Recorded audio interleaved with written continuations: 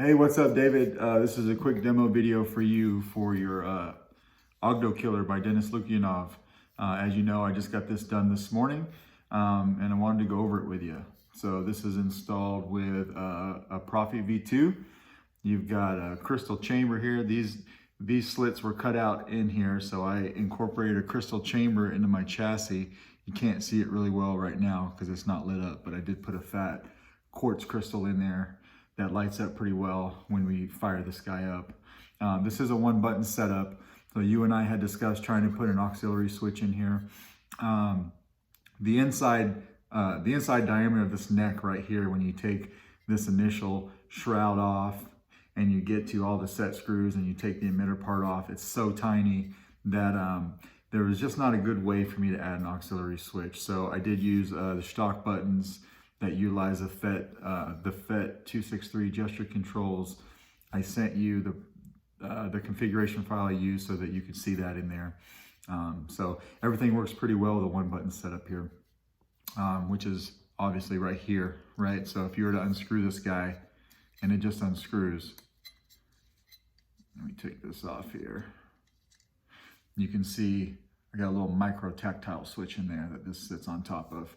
And that's how I did that with my chassis. I had to print a few different versions of this chassis to get one that worked because this is a pretty challenging build. I've got an 89 Sabers Fallen.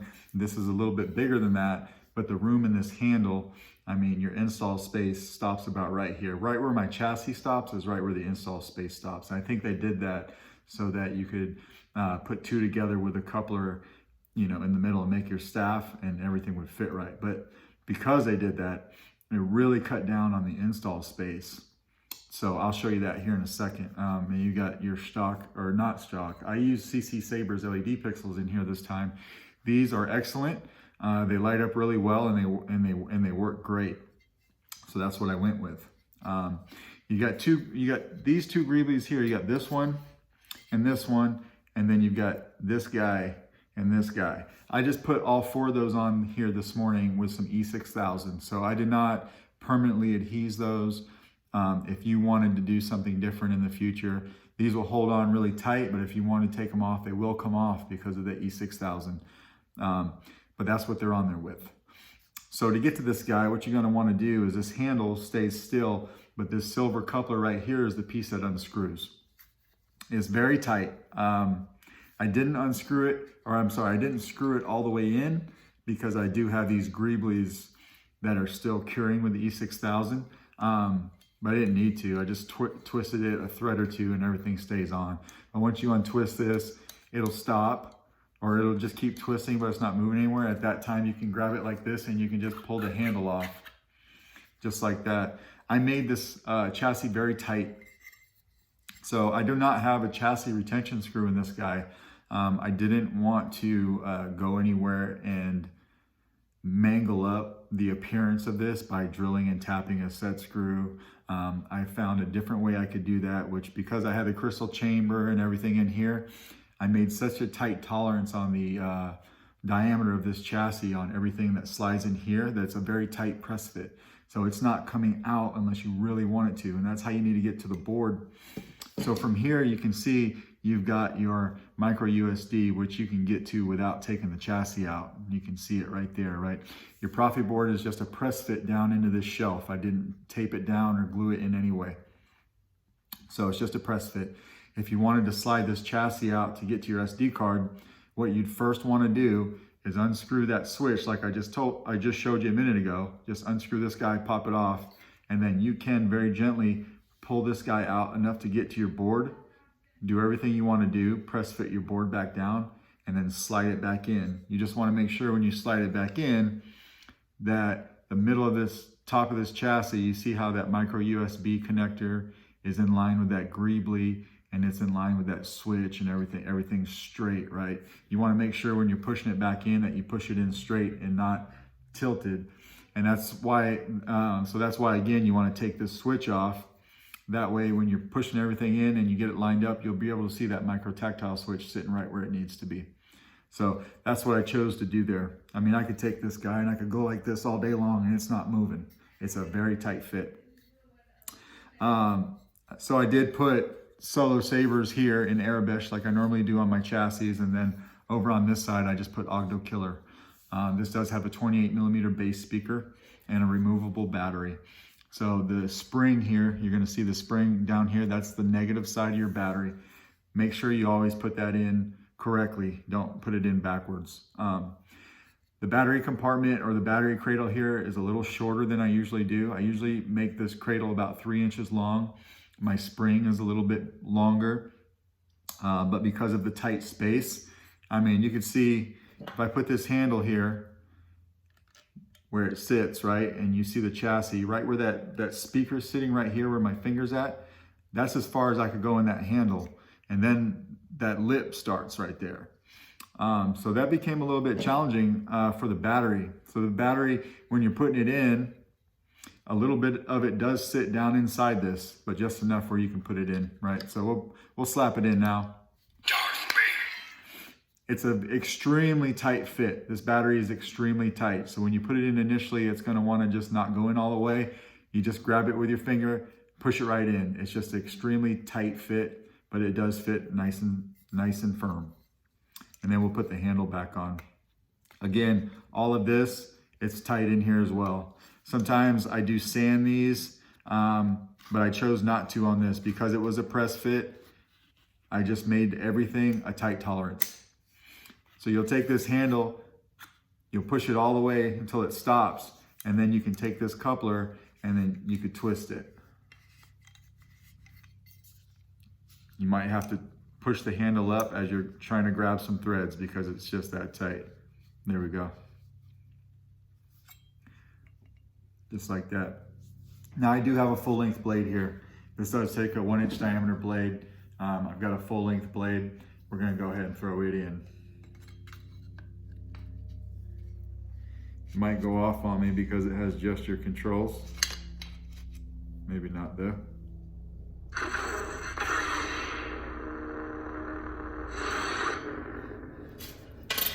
I'm going to tighten down your blade retention. No need to mash down on these pins. When you feel it make contact, stop. This blade socket here is nice and smooth, so it accepts a 1-inch diameter blade and it's not too tight, right? So we can use the button if we want.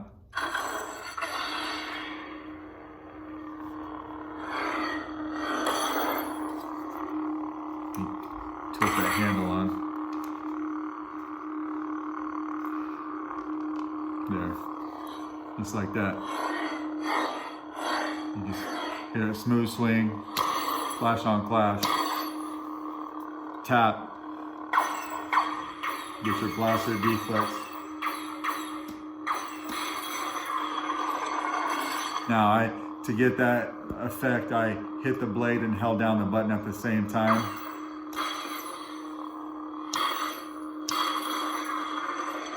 Just like that. And now you can see your crystal in there, right, that I put in there. You can see it on both sides. So it looks nice. Nice shine.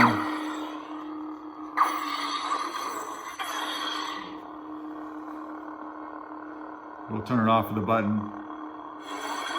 If we wanted to, we could use gesture control, so it's just a quick swing. Hang on a second.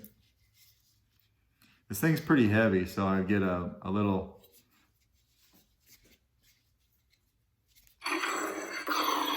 just like that. I'm a little hesitant on swinging it to turn it on, but you can, and then for turning it off, you can just twist it, just like that. To get to your different sound fonts when the blade is off, we'll just hold the button down.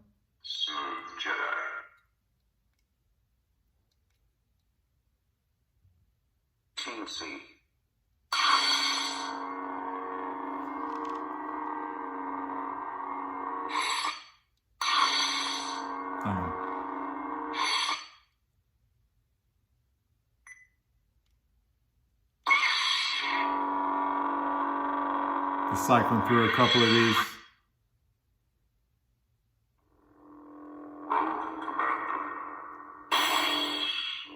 That one's a little weird, but you can see it nice in your crystal. We'll do a few more.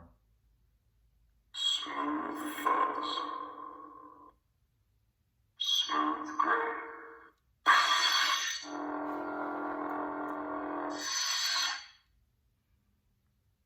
Smooth Jedi. Teensy.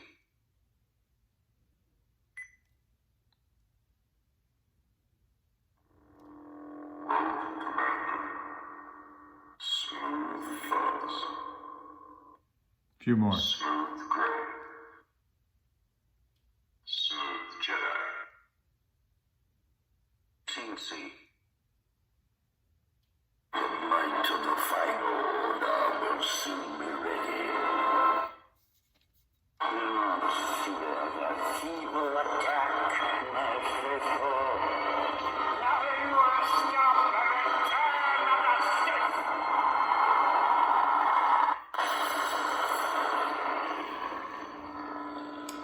So everything's working good there, right? Of course, I gave you your config file so that you can load up however many sound fonts or different sound fonts you like. You can use different blade styles, and you can do whatever you want there. I just had this one on for an example to show you that everything was functional. And then the last thing I want to go over with you is how to take the battery out because it's so tight. So we're going to take this coupler and we're going to loosen it up again so that we can get back to our battery.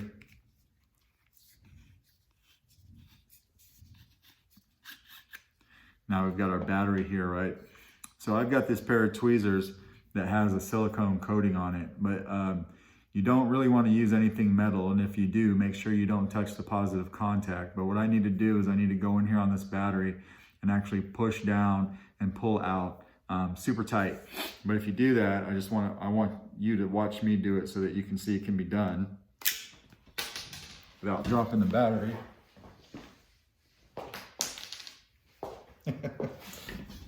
Don't drop the battery. But that's how you have to get the battery out because it's just super tight in there. I can't stress enough. It was a little weird to me to have a saber this size and to have such limited install space. It was just seemed a little off, but you know, we got it done and I hope it came out the way you liked. If you got any questions for me, let me know. Other than that, I'll get this out in the mail to you tomorrow. Thanks.